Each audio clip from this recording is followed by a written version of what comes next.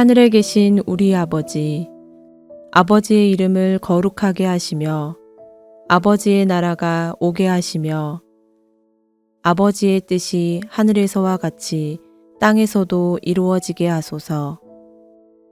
오늘 우리에게 일용할 양식을 주시고 우리가 우리에게 잘못한 사람을 용서하여 준 것 같이 우리 죄를 용서하여 주시고 우리를 시험에 빠지지 않게 하시고 악에서 구하소서. 나라와 권능과 영광이 영원히 아버지의 것입니다. 아멘.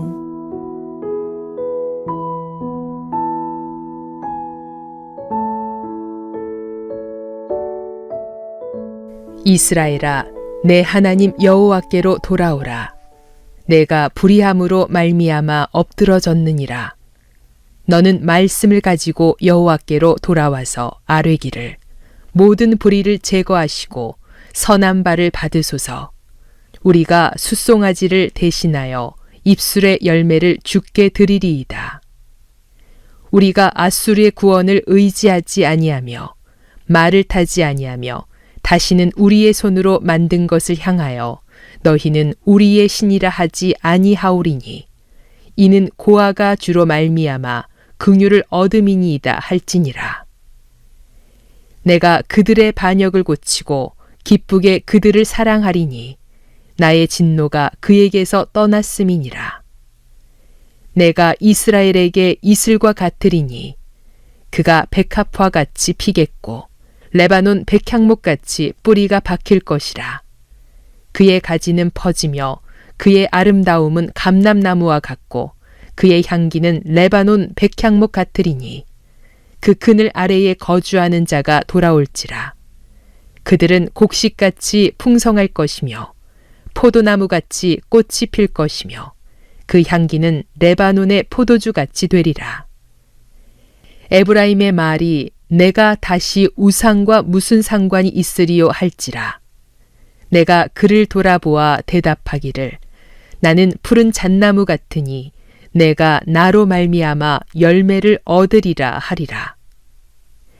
누가 지혜가 있어 이런 일을 깨달으며 누가 총명이 있어 이런 일을 알겠느냐. 여호와의 도는 정직하니 의인은 그 길로 다니거니와 그러나 죄인은 그 길에 걸려 넘어지리라.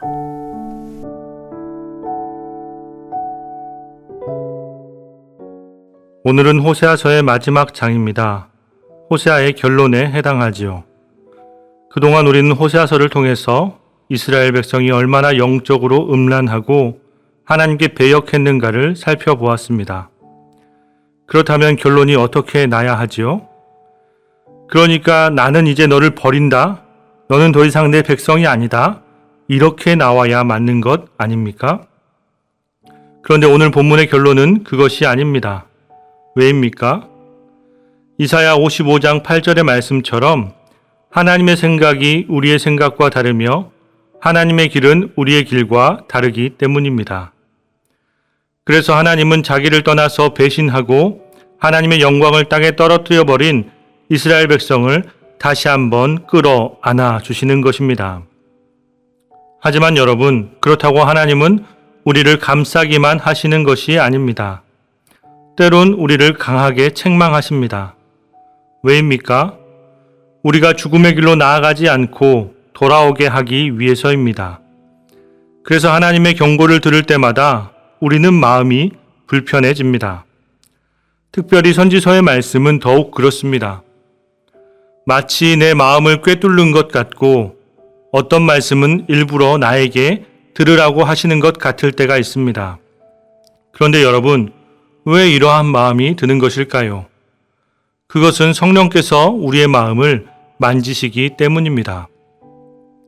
사랑하는 여러분, 우리는 우리의 생각을 또 우리의 욕망을, 우리의 숨겨진 죄를 아무도 모를 거라고 생각합니다. 하지만 하나님은 다 알고 계십니다. 그래서 하나님은 우리에게 말씀을 들려주시고 우리 안에 내주하시는 성령을 통해서 느끼고 회개에 이르도록 하시는 것입니다. 그러므로 하나님의 말씀을 경청하십시오. 하나님께서 내 안에 어떤 자극을 주시면 더 집중하십시오. 그 부분이 오늘 우리가 회개해야 할 부분일지도 모르겠습니다. 하나님은 오늘 또 우리에게 경고하십니다. 1절 말씀입니다. 이스라엘아, 내 하나님 여호와께로 돌아오라. 내가 불의함으로 말미암아 엎드러 졌느니라. 돌아오라. 돌아와야 살 수 있는데 누구에게로 돌아오라는 것입니까? 바로 하나님 여호와입니다. 우리들의 살 길은 하나님께로 돌아가기만 하면 된다는 것입니다.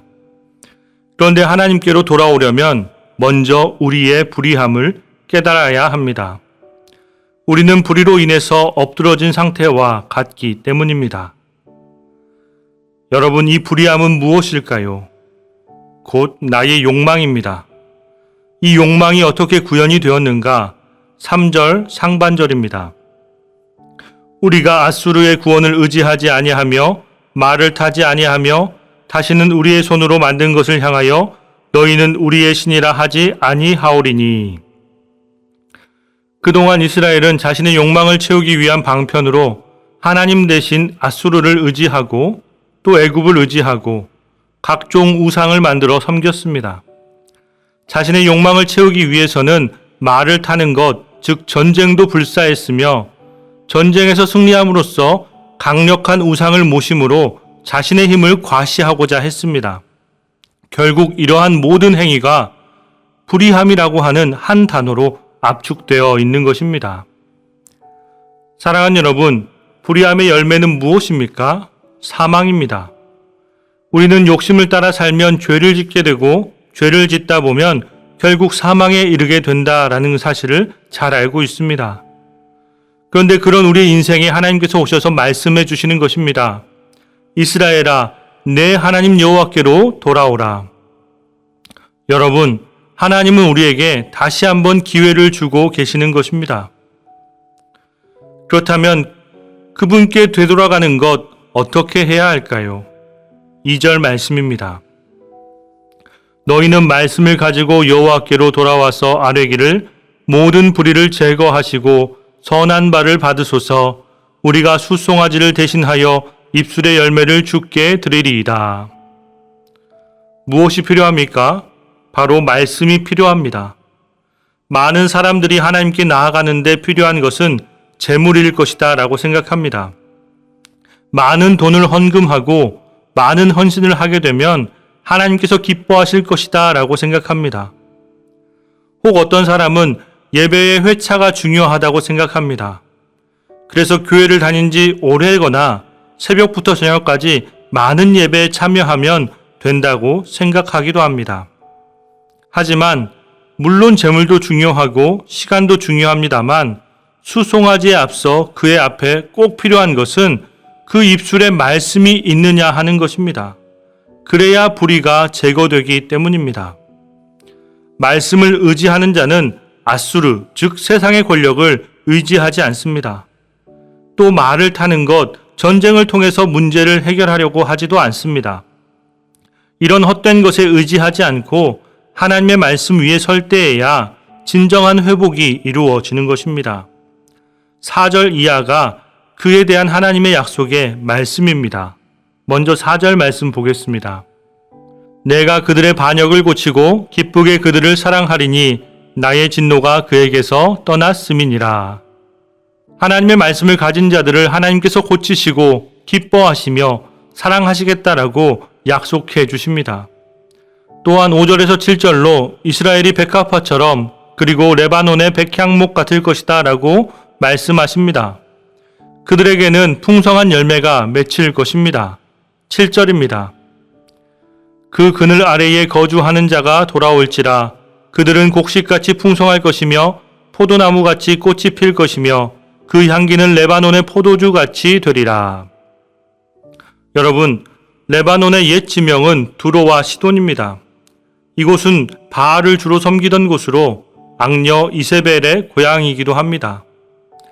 이스라엘은 바알을 섬기면 바알의 본고장이던 레바논의 백향목과 포도주로 상징되는 힘과 풍요로움이 마치 자신의 것이 될 것처럼 여겼지만 실상은 그렇지 않았습니다. 오히려 그들의 종으로 철저히 종속된 삶을 살아야 했습니다. 사랑하는 여러분, 반대로 진정한 풍요는 하나님의 말씀을 붙잡았을 때 얻을 수 있습니다. 하나님의 말씀을 듣고 말씀대로 살아가십시오. 내 안에 찔림이 있을 때 그냥 넘기지 마시고 성령의 음성으로 듣고 돌이키십시오. 그곳에 진정한 안정과 풍요가 있습니다. 사랑하는 여러분, 호세아서의 결론은 분명합니다. 패역한 이스라엘로 비유되는 에브라임이 우상 숭배를 완전히 끊어내기만 한다면 하나님은 그들에게 응답하시고 푸른 잣나무의 굵은 줄기처럼 안정과 그 열매의 풍요를 보장하시겠다는 것입니다. 이는 하나님의 선포이자 약속입니다. 이제 공은 듣는 우리에게로 넘어왔습니다. 순종할 것인가? 거부할 것인가? 하나님께로 돌아와 구원을 얻을 것인가? 아니면 죄인인 채로 걸려 넘어지는 인생을 살 것인가? 이 선택에 우리의 운명이 결정될 것입니다. 기도하겠습니다. 하나님, 저희들의 불의함으로 엎드러지기 전에 하나님께 돌아오라는 그 음성을 듣고 반응하기를 원합니다. 하나님의 잔소리, 꾸지람이 우리의 귀에는 불편하고 아프지만 그것이 우리들의 문제를 깨닫게 하시고 온전히 뉘우치는 역사가 나타나게 하여 주옵소서. 지금까지 저희들의 손에서 놓지 못했던 세상의 것들을 내려놓게 하시고 온전히 하나님의 손을 붙들고 의지하며 살아가게 하옵소서. 그래서 날마다 하나님의 말씀에 저의 삶을 적셔 믿음의 뿌리를 내리고 순종의 꽃을 활짝 피워나가게 하옵소서. 예수님의 이름으로 기도하옵나이다. 아멘. 계속해서 오늘 주신 말씀에 따른 더 깊은 묵상과 기도를 이어가시기 바랍니다.